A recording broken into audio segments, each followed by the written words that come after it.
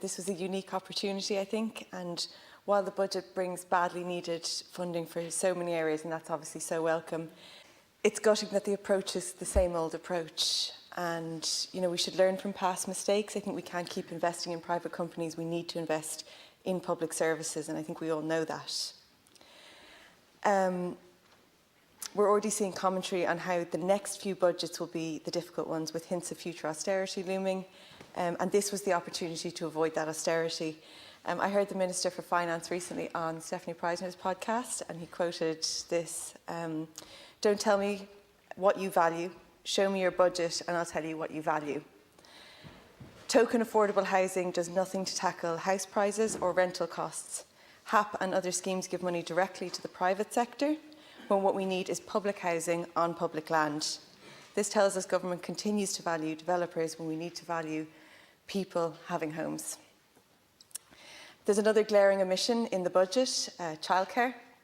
No extra funding was given to address the chronic underinvestment in this sector, meaning issues of quality of childcare and low pay in the sector will just continue. It's unbelievable that this budget doesn't start to address issues in this area, doesn't properly address housing, and doesn't go far enough for people with disabilities.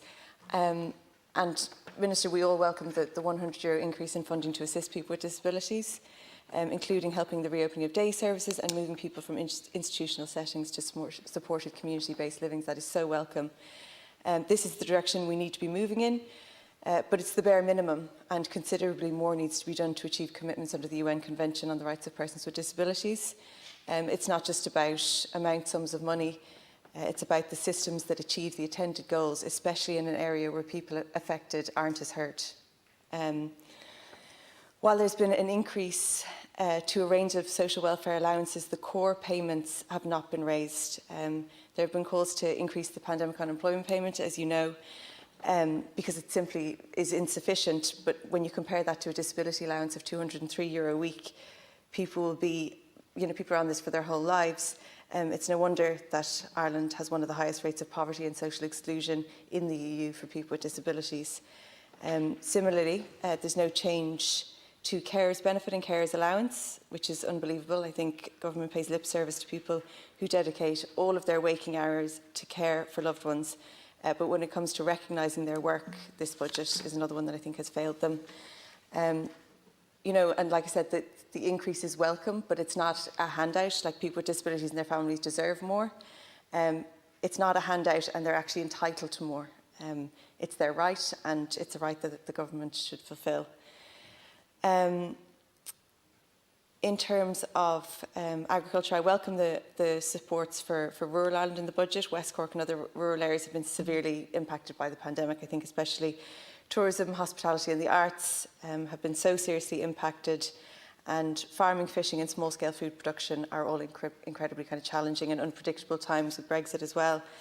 The reduction in VAT for the hospitality sector, which I and others have been calling for, is obviously a necessary boost and so welcome, as is the Tourism Business Support Scheme. But it is worth noting that it's a shame it was brought in at a time when so many businesses have had to close that could have benefited from it. So more targeted support, I think, really will be needed. A cut in VAT won't help closed businesses pay rent, rates or loan repayments. While I welcome the extra capital allocation to the National Broadband Plan, the underlying issues of the overspend and the privatisation of the network remain. I'd love to see the government look at how other jurisdictions have delivered rural broadband through interventions such as grants for communities to get access through local services providers involved in investing in local business. The investment in the town and village hubs to enable people to work and study in rural Ireland is an essential investment, which I've repeatedly called for, and I'm absolutely delighted to see it feature in the budget. Hubs like eBantry, mixed co-working in Clonakilty and the Ludgate are examples of how we can adapt to this new type of work and study in our new times, so I'm delighted to see that. The extension of schemes like GLOS and the Sheep Welfare Scheme will support farmers who depend on them.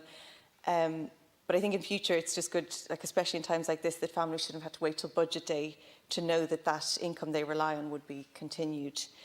And one increase to the organic farming scheme to 16 million is welcome. This is relatively insignificant compared to funding for other agri-food sectors. You know, even greyhound racing gets more than this with the increase. Ireland has incredibly low levels of land being farmed without the use of chemicals, with just 2% of land under organic practices compared to an EU average of 8%. For a country with a green brand that we need to live up to, it's nowhere near enough. I think we need to go much further, but I suppose at the very least, at least the scheme will be open again. All right. Thank you, Deputy. We're unfortunately